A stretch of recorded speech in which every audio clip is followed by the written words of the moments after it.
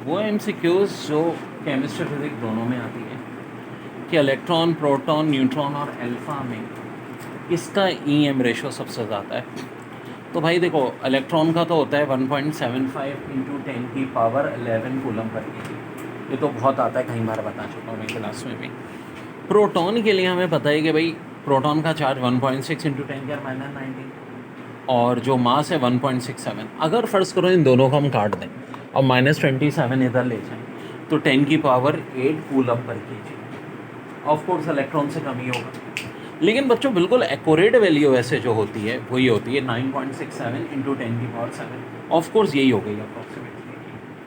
अच्छा, बहरहाल एक्यूरेट याद कर लें तो बहुत अच्छी बात है, नहीं तो आप निकाल सकते हैं पेपर में ऐसे। न्यूट्रॉन की क्या होगी? ज़ीरो, क्योंकि चार्ज ही नहीं। ठीक है, अब आ जाओ अल्फ़ा की। अल्फ़ा का मतलब होता है 2 प्रोटॉन और 2 न्यूट्रॉन। तो अल्फ़ा का चार्ज जो है प्रोटॉन के चार्ज से डबल होता है, मास 4 टाइम्स होता है। तो अगर 2 और 4 को काट दो तो इसका मतलब है इसको 2 से डिवाइड कर दो। किसको? प्रोटॉन के चार्ज को। मैंने भी कहा 10⁸ को हम कैसे लिख सकते हैं? 10 इंटू 10⁻7 2 से डिवाइड कर दो तो अप्रॉक्सीमेटली ये आएगा 5 इंटू 10⁻7। वैसे एक्यूरेट वैल्यू जो अल्फ़ा की होती है ईएम, वो ये वाली होती है 4.82 इंटू 10⁻7। तो एक बात तो तय है कि सबसे ज़्यादा ईएम रेशो किसका होता है बच्चों? हमेशा इलेक्ट्रॉन का। फिर उसके बाद किसका होता है? प्रोटॉन का। और फिर अल्फ़ा का। न्यूट्रॉन का सबसे कम कितना होता है? 0 होता है।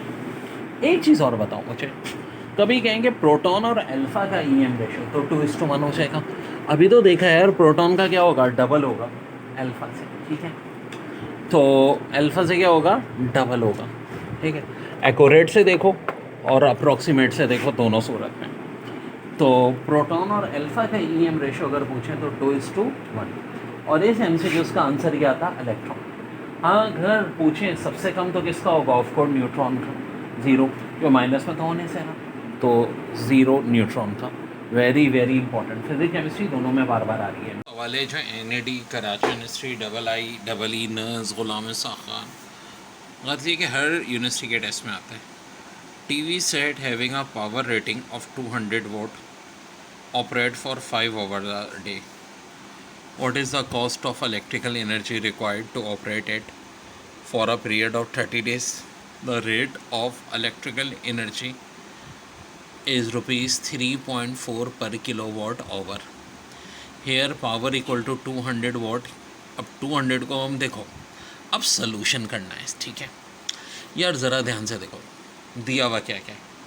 पावर दी हुई है 200 वाट, जो कि 5 घंटे रोज़ाना चल रही है। 5 घंटे रोज़ाना। अच्छा भाई, और कॉस्ट पूछ रहे हैं कि जब वो 30 डेज़ तक चली, यानी एक तरह से कह लो 35 सा 150 आवर्स। ठीक है, और जो रेट है वो दिया है किलोवाट आवर में। अब ये दिलचस्प बात है, पहले तो ना क्या करो, इस वाट को किलोवाट में कन्वर्ट करो। 200 वाट को 1000 से डिवाइड करने का मतलब है 0.2 किलोवाट। ठीक है, अब ओवर का मतलब है कि 0.2 को, कितने ओवर है भाई? एक दिन में 5 घंटे। 0.2 को 5 से मल्टीप्लाई कर दो। अब मैं ऐसा क्यों कर रहा हूँ, फिर मेरी बात समझो। 0.2 को भाई 5 से इसलिए मल्टीप्लाई कर रहा हूँ, ध्यान से समझना मेरी बात को, कि 5 घंटे। ठीक है, 5 घंटे। तो 0.2 को ऑफकोर्स भाई मैं किससे मल्टीप्लाई करूँगा? 5 से ही करूँगा एक दिन में। यानी एक दिन में जो एनर्जी की कॉस्ट आ रही है वो आ रही है 1 किलोवाट पर आवर। ध्यान से समझो। अब कितने दिन तक चली? 30 दिन तक। तो कॉस्ट कितनी आ जाएगी भाई? 1 को मल्टीप्लाई कर दो 30 से, 30 किलोवाट आवर। आंसर आएगा 30 किलोवाट आवर। ये क्या है? Total energy loss. लेकिन आपसे ये तो नहीं पूछी, आपसे तो पूछ रहे हैं कॉस्ट। ठीक है, what is the cost of electrical energy required.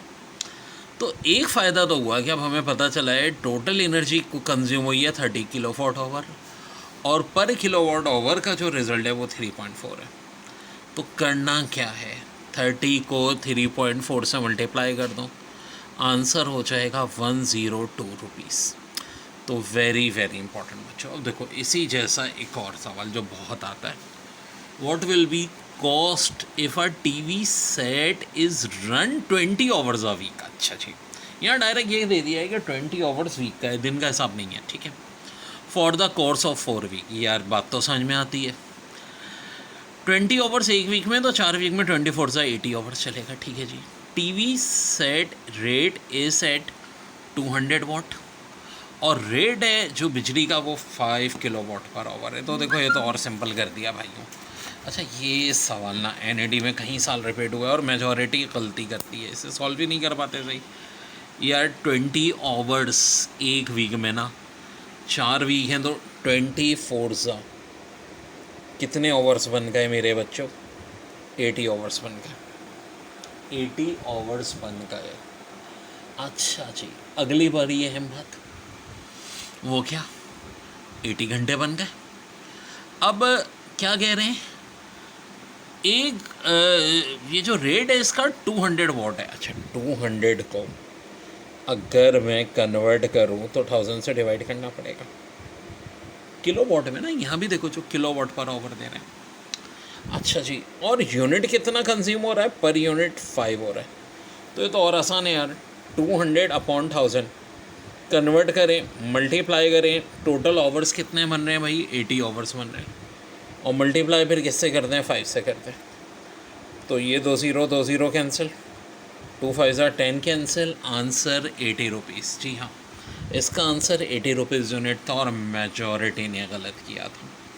फिर देख लो भाई ध्यान से, 20 घंटे एक वीक में, तो 4 वीक में कितने हो गए? 80 घंटे।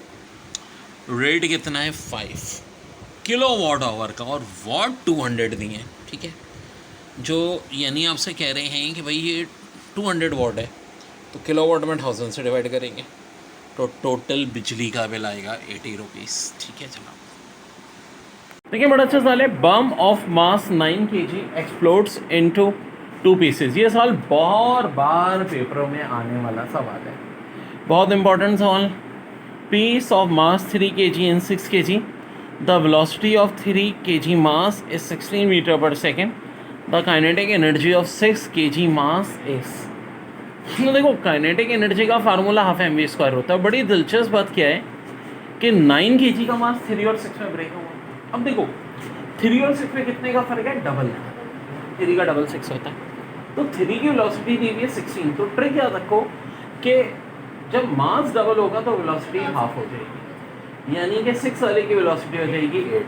अब k equal to half M V square का फार्मूला यूज़ कर लेंगे और आंसर आ जाएगा 64 3 19। Two spring fixed at one and are stretched by 5 and 10 centimeter respectively when masses 0.5 and 1 kg are suspended at their lower end, when displaced slightly from their mean position and release, they will oscillate with time period in the ratio। अब देखो time period is directly proportional to square root of 9, तो क्या हो जाएगा? 5 और 10 का ratio जाहिर है 1:2 होता है, तो इसका मतलब है टाइम पीरियड का भी रेशो क्या हो जाएगा? 1:√2, और यही हमारा आंसर आ जाएगा। 1 erg is equal to how many joules? तो होता है 10⁻⁻7 joules. Energy pulses by stretch spring is potential जी 25,000 watt power is equal to 2.5 kilo watt, 25 joule 50 घोड़े की ताकत या 33.5 घोड़े की ताकत। तो एक घोड़े की ताकत 746 वाट होती है, ठीक है जी, गधे की नहीं बताई गई यहाँ पे। तो ये दो ऑप्शन तो नहीं हो सकते भाई।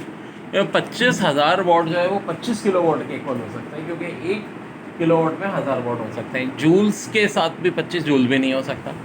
अब इन दो ऑप्शन में से आखिर कौन सा होगा? तो यार एक बात सुनो, 1 हॉर्स पावर 746 वाट के बराबर होता है, 10 हॉर्स पावर क्या हो जाएंगे? 7460। बड़ा आसान होता है ना, ज़ीरो बढ़ा दो। तो अब यहाँ कितने हो रहे हैं? 25,000, ठीक है। अब अगर ये आप इसको नज़रअंदाज कर दो, 7,000 भी मान लो, लेट्स सपोज, ठीक है। 7,000 को 3 से मल्टीप्लाई करते हैं 21,000 होता है। अगर 8,000 होता तो 28,000 आता, यानी कि रिजल्ट जो है वो या तो 3 या 4 की दरमियान में मल्टीप्लिकेशन है। तो ऑब्वियसली बात है आंसर क्या होगा? 33.5, क्योंकि देखो 50 से तो होने से रहा, 50 तो बहुत ज़्यादा हो जाता। 50 का मतलब है 5 से मल्टीप्लाई करते हैं। अब 7 5 से 35 होता है, वैसे भी 7460 वो कुछ 39,000 वाट होता है, जबकि कितना दिया है? 25,000 वाट। तो इस तरह तरकीब से फ़ौरन जज कर लो कि आंसर 33.5 हॉर्स